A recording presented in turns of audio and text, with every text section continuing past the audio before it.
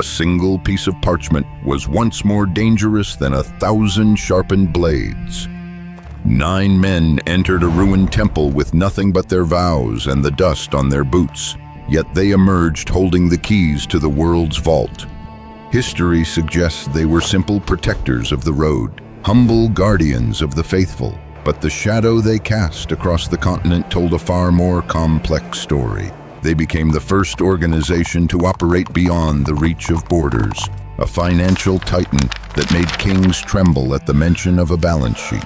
The risk of their success was not just in the gold they held, but in the leverage they maintained over the very crowns that had once authorized their existence. This is the account of a silent power shift that reshaped the world's concept of wealth and the inevitable collision that occurred when those who owed everything decided that erasure was cheaper than repayment. In the beginning, the world saw them as humble servants. Clad in simple white mantles, they claimed to possess no personal property, often sharing a single horse between 2 knights to signify their commitment to poverty. They stood at the crossroads of ancient paths, offering safety to those who traveled through unstable territories. However, beneath the surface of this altruistic mission, something far more calculated was taking root. While the world focused on their bravery in the field, the group was quietly perfecting a system of exchange that would eventually render physical gold almost secondary to the influence of their written word. They understood early on that moving heavy metal across dangerous lands was a liability, a target for every bandit and desperate lord. To solve this, they created a network of fortified houses where a traveler could deposit their assets in one city and receive a coded document in return. Upon arriving at their destination hundreds of miles away, that traveler could present the document and withdraw their funds. This innovation was the birth of a clandestine banking architecture.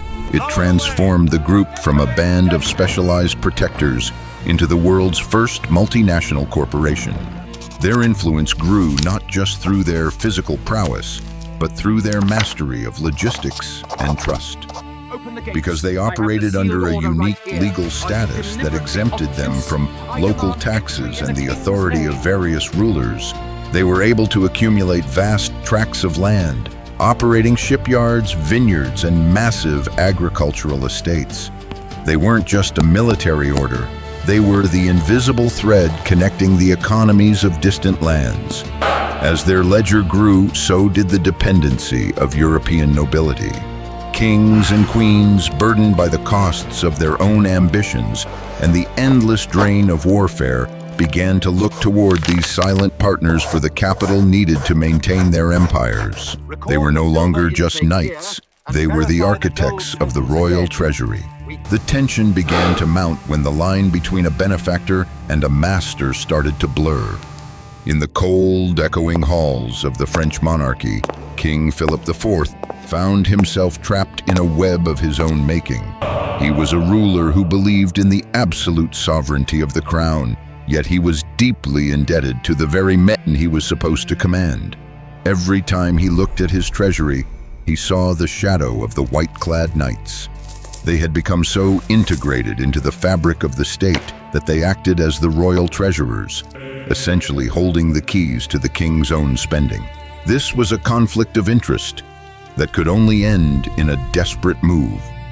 Philip realized that as long as this organization existed, his power was conditional.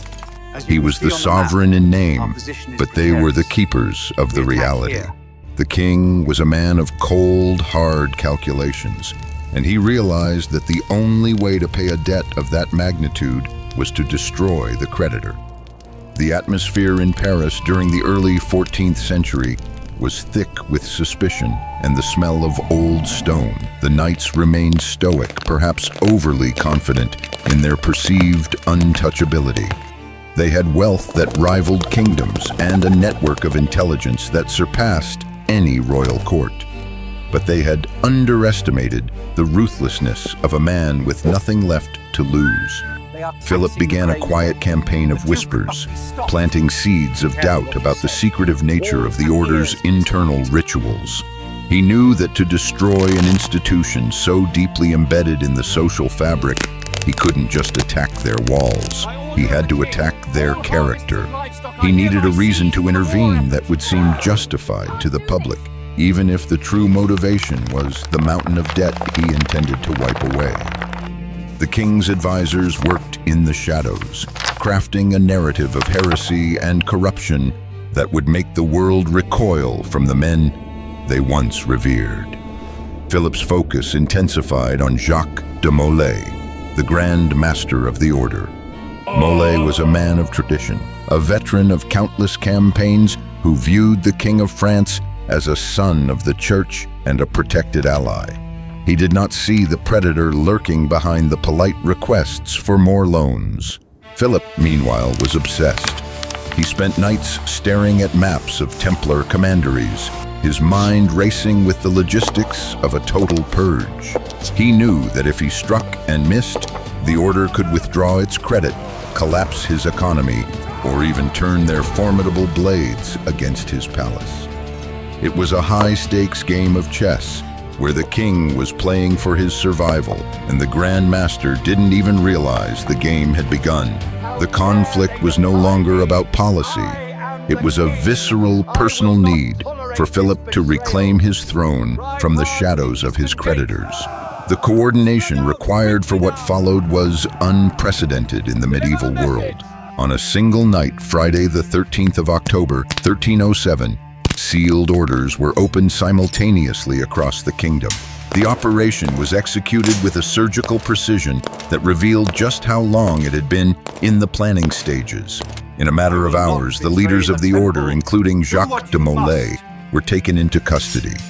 The charges leveled against them were designed to be shocking, focused on alleged deviations from social and moral norms that would make the public turn their backs on their former heroes. The goal was containment and the eventual seizure of their vast assets. However, as the sun rose over the captured commanderies, the king soon discovered that while he could capture the men, the true extent of their wealth was far more elusive than he had anticipated. The arrest of Jacques de Molay was not the clean victory Philip had envisioned. As the royal guards burst into the temple in Paris, they found the Grand Master not in a counting house, but in prayer. The contrast was jarring. The king's men sweating and frantic, searching for gold, while the man who controlled the world's wealth stood calmly in the face of chains. Molay's silence in those first few hours was maddening to Philip's interrogators. They wanted names, locations of hidden vaults, and keys to the ledgers. But the Grand Master remained an enigma. The tension in the interrogation chambers was a mirror of the tension in the king's own heart. Philip had committed the ultimate transgression against a holy order, and if the gold did not materialize to justify his actions, he would be remembered only as a common thief and a tyrant. As the doors of the order's strongholds were forced open, the royal investigators expected to find rooms overflowing with gold and jewels. Instead, they found ledgers, empty vaults, and a silence that was deafening. There are accounts suggesting that shortly before the raids took place, a significant convoy had quietly departed from the order's headquarters in the dead of night. Heavy wagons were seen moving toward the coast, where a fleet of ships sat waiting in the fog. By the time the king's men arrived to claim the prize, the most valuable assets, the physical gold and the original records of debt, had already been moved into the shadows. This disappearance created a vacuum that sparked centuries of speculation, but the immediate reality was a political crisis that shook the foundations of the Western world. Philip had the men, but the treasure had vanished into the mist.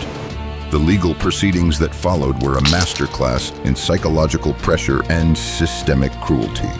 The captured knights were subjected to environments designed to break their will, forcing them to admit to things they had likely never done. The king wanted more than just their money. He wanted their absolute delegitimization. He needed the world to believe that their downfall was a moral necessity rather than a financial strategy. Philip's chief inquisitor, Guillaume de Nogaret, was a man who understood that truth was a flexible commodity. He orchestrated a series of trials that were less about justice and more about theater. Each confession, extracted through the most harrowing means, was published and distributed to turn the tide of public opinion. Despite the intense pressure and the threat of the flame, many of the high-ranking members remained silent about the location of the missing assets.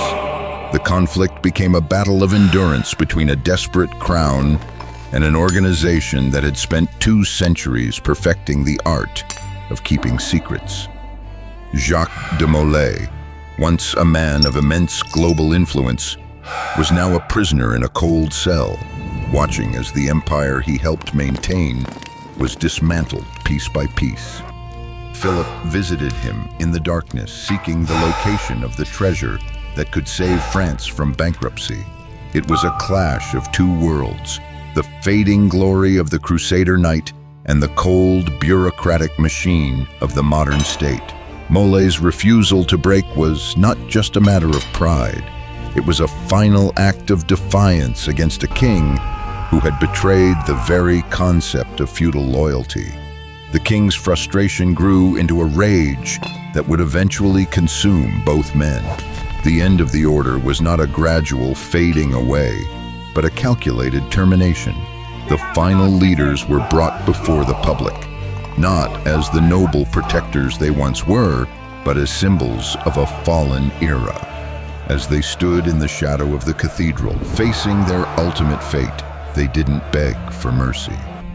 Instead, there are accounts that they spoke of a balance that would eventually be settled. They warned that the power seized through deception would not bring the stability the king craved. With their departure, the sophisticated banking system they had built collapsed into chaos, leading to a period of economic instability that affected the very monarchy that had sought to profit from their demise. The king had won the battle for the streets of Paris, but he had lost the infrastructure that sustained his kingdom's growth. The legacy they left behind is not found in the ruins of their fortresses, but in the very structure of modern finance.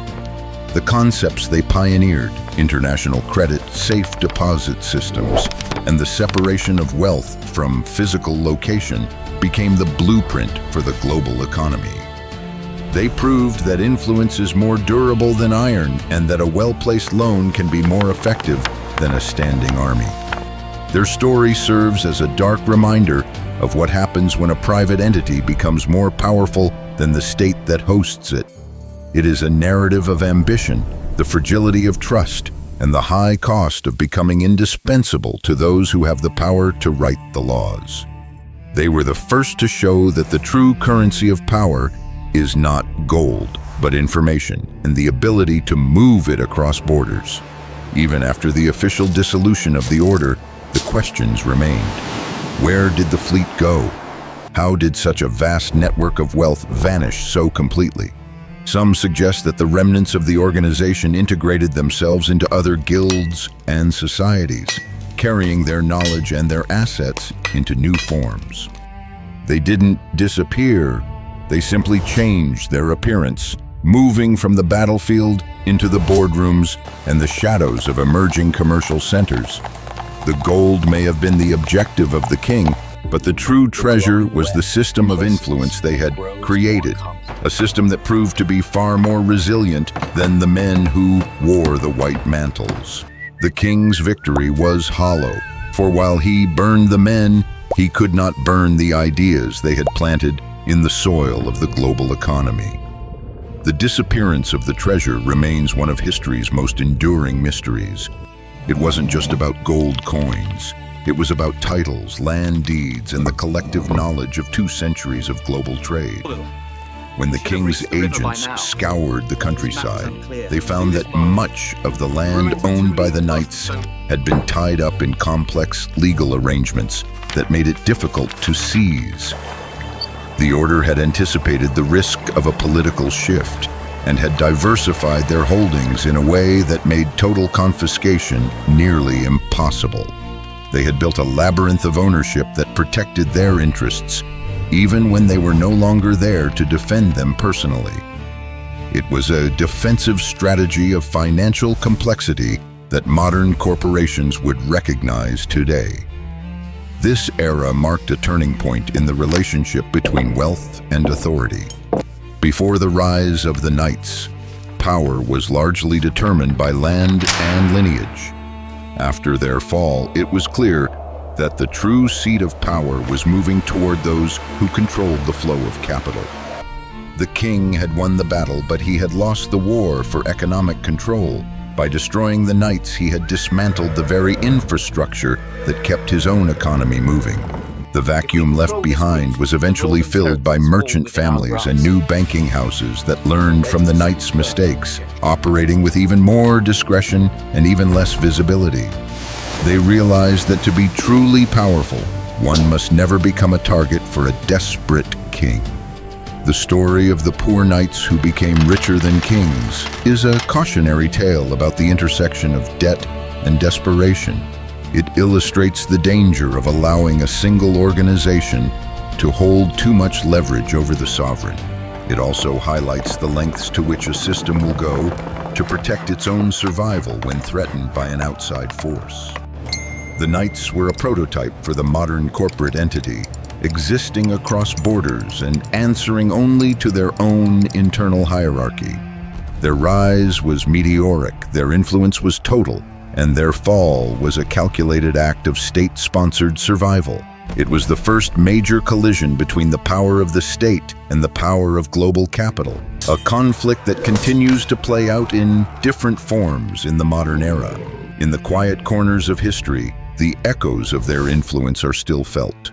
We see it in the way we move money across the globe with a few keystrokes, and in the way large institutions operate with a level of sovereignty that rivals nations.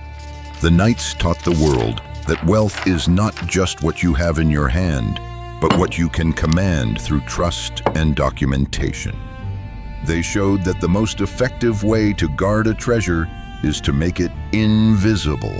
As the sun set on their era, it rose on a world that was forever changed by their innovations, their secrets, and the dark thriller of their sudden, coordinated removal from the stage of history. They left behind a world that no longer relied on the strength of a king's sword, but on the validity of a signature. The risk they took was in becoming too visible in their success. They had forgotten that a king who owes everything is a king who has every reason to betray his benefactor. The conflict was not just about religion or land. It was a cold, hard calculation of numbers and power. In the end, the Knights were the architects of their own demise, having built a system so efficient and so wealthy that it became a target for the very people it was designed to serve. Their story ends not with a whimper, but with a lingering question that continues to haunt the vaults of history, reminding us that true power often operates just out of sight, in the spaces between the lines of a ledger. The temple may be in ruins, but the ledger remains open. The world moved on, but the shadow of the temple remained. The ruins were picked over, the lands were redistributed, and the names of the leaders were tarnished by royal decree. Yet the principles of their organization survived, flowing like an underground river into the foundations of the modern world. They were the first to prove that ideas are more valuable than gold, and that a network of trust can withstand even the most violent of purges. The treasure they lost was perhaps never the point. The system they built was the real legacy, a silent engine of influence that continues to turn the wheels of global commerce long after the Knights themselves returned to the dust. The real mystery isn't where the gold went, but how much of our modern world is still built upon the blueprints they left behind. In those final moments in 1314, when Jacques de Molay stood before the flames on an island in the Seine, he did not cry out in pain. Instead, he summoned Philip IV, and the Pope to meet him before the judgment of God within the year. It was the final chilling act of a man who knew that while his body was being consumed, the system he represented was immortal. Both the king and the Pope died shortly after, leaving behind kingdoms in turmoil and a legacy of debt that could never truly be erased. The knights vanished from the records, but their departure signaled the end of the medieval world and the birth of a new age where the ledger was king. The era of the warrior monk was over, replaced by the era of the financier, a change that ensures their shadow will always loom over the vaults of the world.